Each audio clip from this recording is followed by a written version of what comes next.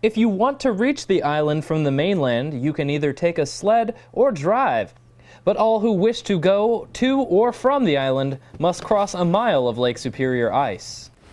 So as you can see, this is the ice road that carries people across Lake Superior from Bayfield, Wisconsin over to Madeline Island. In extreme cold, people can ditch the boat and make it on foot. And with ice above and below, it's the first time in 5 years that people are able to safely walk out to the sea caves, getting your feet wet to see the natural movement of spring. As the river continues to flow, things are always changing here. I spoke with one couple earlier who said they saw over an hour ice pile up on a section of the river, causing water to rise and the river to change course.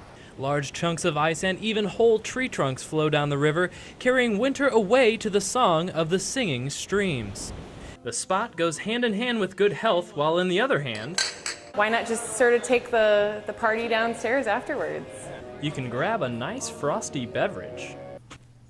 The idea of yoga mixed with beer might seem like quite a stretch. The City Council is looking at two proposals, one that could take the trail basically right behind me next to these condominiums and cut right in front of them, or it could continue down Water Street where a new trail would be constructed right along the street here. The Blue Angels would have a spot in the show.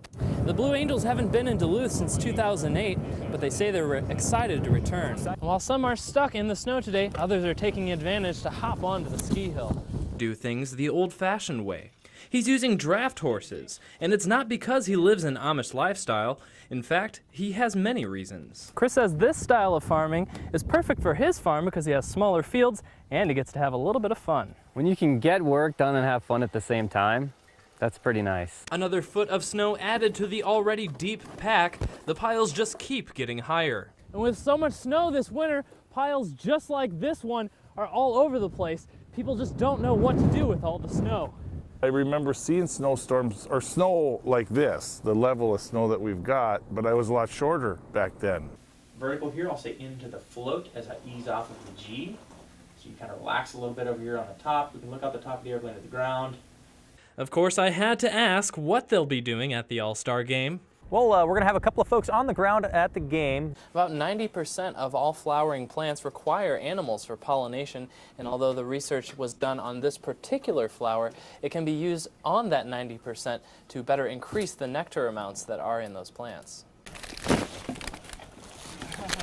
Today is a special day in the life of a Freegan. It's move-out day at UMD. Plenty of time is spent diving into dumpsters throughout the year, but today... If anyone finds a spoon in that dumpster, I'm gonna need one. It's an easy day that will leave these young Freegans with plenty to use through the year. We'll process what we can eat right away, whether that means, you know, making like marmalade from the oranges, or cider with the apples, or pickles with the carrots we found. We got some sweet corn up here that we canned, or pickled, and that was again just a throwaway food. Freegans avoid eating, using, or furnishing their homes with anything that they have to purchase, choosing instead to commit to a lifestyle that reclaims throwaway goods before they hit the landfill. And being a Freegan doesn't mean you just dig through the garbage all the time. In fact, they'd like to see a lot of the dumpsters disappear. That's because the dumpster diving isn't done out of financial desperation, but rather for reasons of conscience and a desire to bring about a change in societal norms. You know, I feel like we should be over garbage. Like, I think, you know, we need to evolve out of being able to just throw stuff on our land, because you keep doing that and it's just all going to be garbage. The waste goes beyond what you can see. Take a discarded bag of oranges, for example. Not only are you wasting an orange, but you're wasting the gas that brought it here and the workers' times that went and picked it. And these Freegans know about the time it takes to produce food because they also grow plenty of it in the summertime. But when it comes to digging through the dumpster, just kind of like cleaning up after society's waste. A job that has no pay rate or set hourly schedule. It's just not exactly what the average successful person would do. But that all depends on how you measure success. In Duluth, Bryce Henry, KBJR 6 and Range 11. Just up the road at Great Oak Farm, vegetables that we're expecting to go into the ground this week are waiting in the greenhouses for their transplant. These are tomatoes that should be out in the hoops, but it's way too cold. But this farm is more than just tomatoes. But normally right now we'd be transplanting into hoop houses. Lots of beets and scallions and seed and carrots and transplanting lettuce. It's not just the plants suffering from a delay due to snow. The animals at Great Oak Farm are also waiting for it all to melt. After having a fresh batch of lambs, farmer Chris Duke says that he's going to have to wait before these little lambs can make their way out to the fields to graze. But there is one upside to having the spring snow. It was going to be a half day today, but it's no school. Which means more time to spend with family while learning in a different way. Yeah, I help Dad haul sap buckets, help him with the sheep. Like if one of them's getting cold, we bring it in the house and put it in the bathtub, warm it up. The spring snow is a big setback, but it's the attitude of a farmer that plows through to the growing season. That's part of being a farmer. You just have to be resilient. The weather's always throwing you curveballs, so you got to stay on your feet. It's one of the things. In Mason, Bryce Henry, KBJR 6 and Range 11. That's the stuff that's glistening out there. As the seasons shift, so does Lake Superior. And this season, the lake has beckoned many to her shores. We just love it up here. It's awesome. It's so beautiful. There's something new every time we come here. The ice cave phenomenon on the lake's south shore has drawn thousands, but along the north shore, people are finding just the ice to be equally fascinating, but getting there requires balance. Veterans of the icy shoreline say this year is different from years past. I haven't seen anything like this for years, and I've lived here my whole life. Untouched by the hands of any human artist, massive piles of broken glass lie frozen in sculptural formations. Like contemporary art, many photographers seek to capture their temporary mystique. It's like big ice cubes in a big glass of water. Each day the sun rises a little earlier and sets a little later, and hours in the sun will bring the end to the displays of nature's splendor. The sculptures will melt and return to the big lake that brought them forth. In Duluth, Bryce Henry, KBJR 6 and Range 11.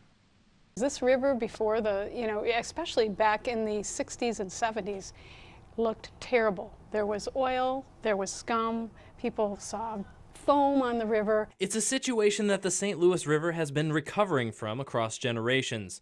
Looking at the water today, it's not as easy to see the destruction that was caused, but if you look under the water, a sediment core from Spirit Lake. Senior research assistant at NRRI, Ewan Reevey, and his team have been pulling history from the bottom of the St. Louis River in the form of sediments. Big focus of the work that we do is actually using algae species in particular, which individually can tell us about environmental condition. Algae species under the name of diatoms have left fossils that settle into the mud. We find hundreds and hundreds of diatoms per each of these slides, and each of them means something a little bit different and will hopefully tell us something about the water quality. These diatoms leave tracers of the conditions as they evolved over time and what we did. What we did was industrialize much of the area around the waterway.